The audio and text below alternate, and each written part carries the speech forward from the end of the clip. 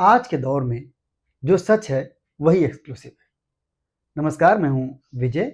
आप देख रहे हैं एक्सक्लूसिव खबर। ऑपरेशन सिंदूर पर सत्ता की सियासत हो या देश की बेहतरी से जुड़ा कोई भी काम हो, कोई छोटी से छोटी बात हो, कोई भी खबर हो, उसका क्रेडिट सिर्फ और सिर्फ प्रधानमंत्री नरेंद्र मोदी को ही देना होगा। ये मोदी जी की गुड बुक में रहने के लिए बहुत जरूरी है। और मोदी जी की गुड बुक में रहना इसलिए जरूरी है ताकि जब नरेंद्र मोदी प्रधानमंत्री पद पर अपना वारिस चुने तो उनकी नजर में वो नाम एकदम ऊपर रहे। इसके लिए वैसे तो मोदी के चाणक्य अमित शाह खुद को स्वाभाविक दावेदार मानते हैं, लेकिन रेस में उत्तर प्रदेश के मुख्यमंत्री योगी आदित्यनाथ भी हैं। और रेस में दबे छिपे तौर पर ही सही, रक्षा मंत्री राजनाथ सिंह का नाम भी आता है। लेकिन इन सब को पीछे छोड़ते हुए एक और चेहरा नरेंद्र मोदी के सामने ही प्रधानमंत्री पद पर अपनी दावेदारी पेश करता हुआ दिखाई दे रहा है, वो भी बिल्कुल मोदी जी के नक्शे कदम पर चलते हुए।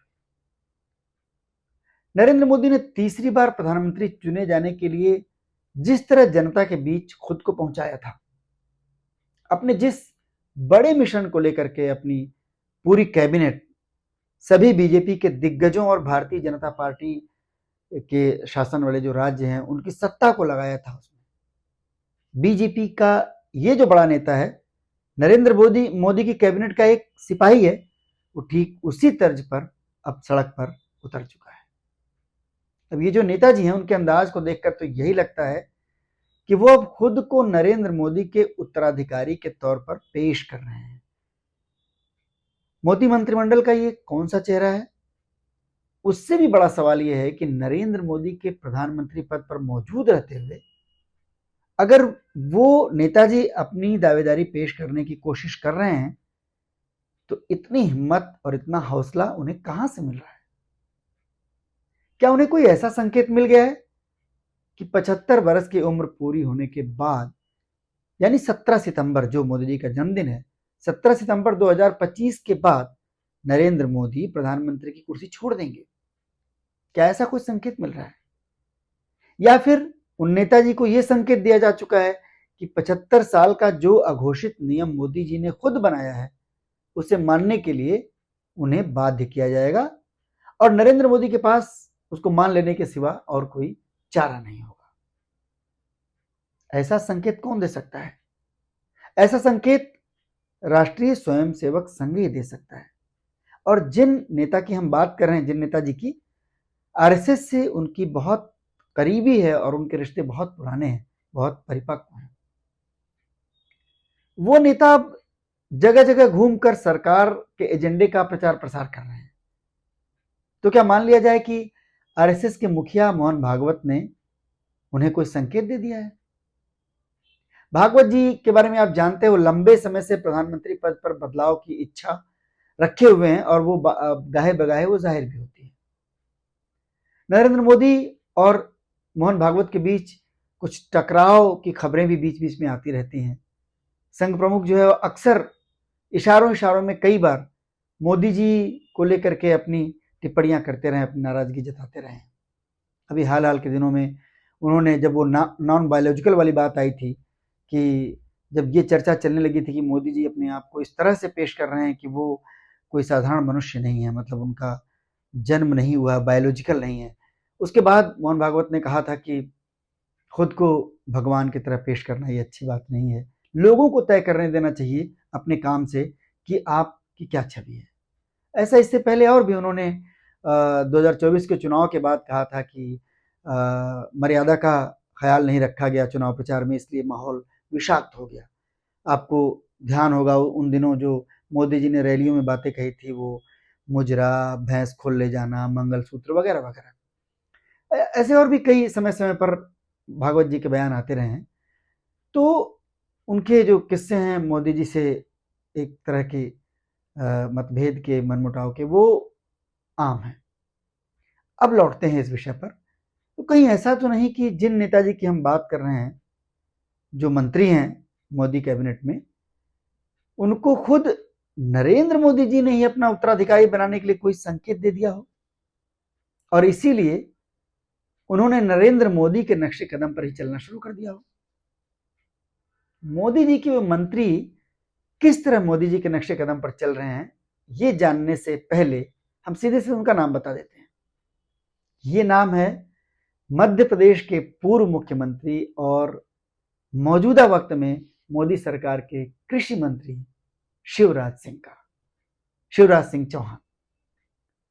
क्या शिवराज सिंह चौहान नरेंद्र मोदी के उत्तराधिकारी बन सकते हैं? इस सवाल के जवाब में 3-4 बड़ी बातें हम आपके सामने रखेंगे। शिवराज की सबसे बड़ी खासियत क्या है? सबसे बड़ी खासियत है उनका आरएसएस का भरोसेमंद होना। संघ की सबसे बड़ी प्रयोगशाला मध्य प्रदेश ही है और शिवराज लगातार 15 साल और कुल मिलाकर लगभग 18 साल मध्य प्रदेश के मुख्यमंत्री रह चुके हैं। यानी नरेंद्र मोदी के गुजरात के मुख्यमंत्री के दौर का जो कार्यकाल था उससे भी ज्यादा और सत्ता चलाने का लंबा तजुर्बा शिवराज चौहान के पास है। तमाम राज्यों में मोदी और बीजेपी ने अपनी जीत का जो मंत्र ईजाद किया हाल के कुछ चुनावों से, लाडली बहना का वो फॉर्मूला शिवराज चौहान का ही दिया हुआ है। जब नरेंद्र मोदी ने शिवराज को उनकी मर्जी के खिलाफ इस बार लोकसभा चुनाव लड़वाया और जीतने पर दिल्ली बुलाया तो शिवराज इसके लिए राजी नहीं थे। बाद में आरएसएस के कहने पर ही वो मोदी कैबिनेट में शामिल हुए थे। भारतीय जनता पार्टी में सत्ता और संगठन को समझने के लिहाज से इस वक्त शिवराज सबसे सीनियर लीडर हैं।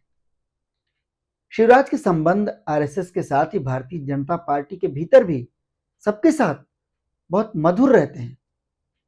शिवराज विनम्र स्वभाव के माने जाते हैं और उनके अपने राज्य मध्य प्रदेश में उनकी पहचान भाई और मामा के तौर पर है। इन सब के साथ सबसे बड़ी बात कि जाति जनगणना के ऐलान के बाद ओबीसी वर्ग से आने वाले नरेंद्र मोदी की तरह शिवराज सिंह चौहान भी ओबीसी वर्ग से ही आते हैं। यानी अगर प्रधानमंत्री की कुर्सी पर नरेंद्र मोदी की जगह शिवराज सिंह चौहान को लाया जाता है तो जातीय समीकरण भी नहीं बिगड़ेंगे। अब आपके मन में यह सवाल भी आ रहा होगा कि अचानक शिवराज सिंह का नाम नरेंद्र मोदी के उत्तराधिकारी के तौर पर कैसे सामने आ गया, जबकि अभी तो यही तय नहीं है कि मोदी जी 75 बरस की उम्र पूरी करने के बाद प्रधानमंत्री की कुर्सी छोड़ ही देंगे। और जैसा दिखाई देता है, जैसा मोदी जी की सत्ता के प्रति उनका जो मोह है, उससे लगता नहीं है कि वो ऐसा करने वाले हैं। तो ज्यादा संभावना तो यही है कि वो छोड़ना नहीं चाहेंगे प्रधानमंत्री की कुर्सी। एक सवाल ये भी है कि नरेंद्र मोदी की कुर्सी पर तो अमित शाह और योगी आदित्यनाथ की भी दावेदारी रहती है। अमित शाह के बारे में तो हम मान भी सकते हैं कि वो आरएसएस या मोहन भागवत की गुड बुक में नहीं है, लेकिन योगी जी पर तो आरएसएस का उनके सर पर पूरा हाथ नजर आता है। आरएसएस के हिंदुत्व की ब्रांडिंग में योगी मोदी से भी कहीं बाजी मारते हुए नजर आते हैं। योगी जी को लेकर के सोशल मीडिया पर एक उफान दिखाई देता है। एक सामान्य सी एक चर्चा है पूरे देश में, ऐसे लगता है कि मोदी के बाद कौन, तो मोदी के बाद योगी। तो इस तरह से अमित शाह और योगी की दावेदारी के होते हुए आखिर शिवराज सिंह का नाम कैसे सामने आ गया? इस सवाल का एक जवाब शिवराज सिंह की वो पदयात्रा है जो उन्होंने 25 मई से शुरू की है। इस यात्रा की पूरी जानकारी प्रेस इंफॉर्मेशन ब्यूरो देता है, जो अपने आप में एक खास तवज्जो देने वाली बात है, क्योंकि प्रेस इंफॉर्मेशन ब्यूरो एक सरकारी एजेंसी है और एक राष्ट्रीय एजेंसी है। तो अगर वो इस तरह से उनकी यात्रा के बारे में डिटेल दे रही है तो इसका मतलब उस यात्रा को महत्व दिया जा रहा है। और ये यात्रा जो है वो हर हफ्ते 2 दिन चल रही है। बताया जा रहा है कि 2 दिन पैदल चल रहे हैं शिवराज सिंह चौहान अपने कुनबे के साथ, अपने पार्टी के कार्यकर्ताओं और नेताओं के साथ, और साथ में उनका परिवार भी। और इस पदयात्रा का मिशन है विकसित भारत संकल्प यात्रा। अब ये यात्रा जो है मौजूदा समय में नरेंद्र मोदी की सत्ता का मूल एजेंडा है। अभी 10 दिन पहले 24 मई को नीति आयोग की जो बैठक हुई उसका एजेंडा भी यही था। इस विकसित भारत संकल्प पदयात्रा पर शिवराज सिंह निकले तो वो नरेंद्र मोदी के नक्शे कदम पर ही चल रहे हैं। आपको याद होगा कि 2024 के लोकसभा चुनाव में अपनी जीत पक्की करने के लिए नरेंद्र मोदी जी ने विकसित भारत संकल्प यात्रा का ही सहारा लिया था। चुनाव की घोषणा से बहुत पहले ही साल 2023 के आखिर में नरेंद्र मोदी ने विकसित भारत संकल्प यात्रा शुरू की थी, जो साल 2024 की 26 जनवरी तक चली थी। नरेंद्र मोदी इस यात्रा में कई बार वर्चुअली शामिल हुए थे, मतलब फोन के जरिए, माइक के जरिए। लेकिन शिवराज सिंह ये जो विकसित भारत संकल्प पदयात्रा जो उन्होंने शुरू की है, उसमें वो गांव कस्बे तक खुद चल करके जा रहे हैं, खेतों तक खुद चल करके पहुंच रहे हैं, लोगों के बीच जा रहे हैं और ग्रामीणों के बीच में जाकर के केंद्र सरकार की तमाम योजनाओं के लाभार्थियों से मिल रहे हैं। शिवराज के साथ उनकी पत्नी साधना चौहान है, बेटा कार्तिकेय और ऑक्सफोर्ड से पढ़ी हुई बहू अमानत, ये सब लोग पैदल चल रहे हैं उस यात्रा के कार्यक्रम के अनुसार। मीडिया से बातचीत करते हुए शिवराज वो बात जुबान पर नहीं आने देते हैं जो उनके दिल में होगी। सवाल चाहे बीजेपी के नए राष्ट्रीय अध्यक्ष को लेकर के हो या प्रधानमंत्री पद को लेकर। शिवराज एक मजे हुए राजनीतिक खिलाड़ी हैं।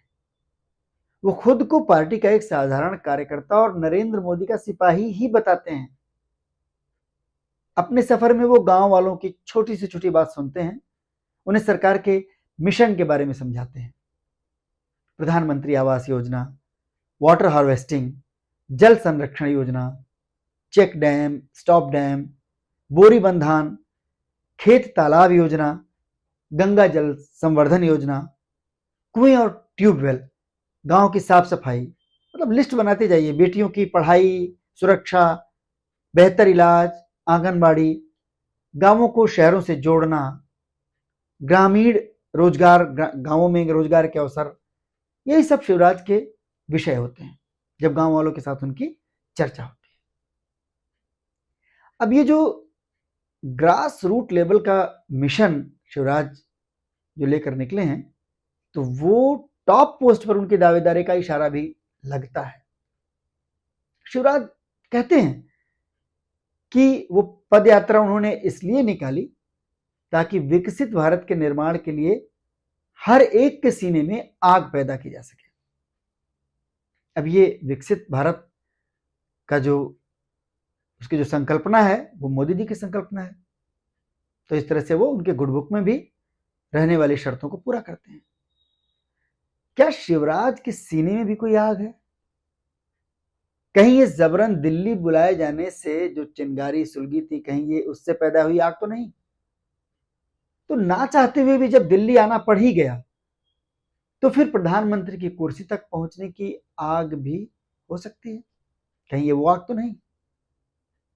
जब देश में चारों ओर ऑपरेशन सिंदूर का माहौल बनाए रखने का प्रयास चल रहा है, खुद मोदी जी इस माहौल को सियासी तौर पर भुनाने के लिए सड़कों पर उतर रहे हैं, ऐसे वक्त में विकसित भारत संकल्प पदयात्रा पर निकलना ही शिवराज सिंह को लेकर के एक नया संकेत तो हो ही सकता है। शिवराज का इस तरह एक्टिव होना सबसे पहले तो नरेंद्र मोदी के लिए ही फिक्र का विषय हो सकता है। इसके साथ ही अमित शाह के लिए भी बड़ा इशारा है। तो योगी आदित्यनाथ भी इसे अपने लिए संकेत मान सकते हैं। Who after Modi? मोदी के बाद कौन? इस तस्वीर से पर्दा हटने में अब ज्यादा वक्त भी नहीं है, 100-125 दिन की बात है। और उससे भी पहले भारतीय जनता पार्टी के अध्यक्ष का ऐलान अगर हो जाता है, तो वो जो नाम सामने आएगा उससे पता चल जाएगा, और वो सबसे बड़ी मुनादी होगी कि बीजेपी को अब संघ चलाएगा या फिर पार्टी, और देश को मोदी जी ही चलाते रहेंगे। फिलहाल तो आप भी और हम भी अपने पूर्वजों की बात पर चलते हैं कि तेल देखो और तेल की धार देखो, यानी आरएसएस को देखो और शिवराज की पदयात्रा को देखो, जिसने मध्य प्रदेश में तो हर बार शिवराज को टॉप पोस्ट दिलाई है। देखते हैं दिल्ली में क्या होता है। हमारा वीडियो अच्छा लगा हो तो आप इसको लाइक कीजिएगा और शेयर कीजिएगा, और चैनल को सब्सक्राइब जरूर कर लीजिए। बहुत बहुत धन्यवाद।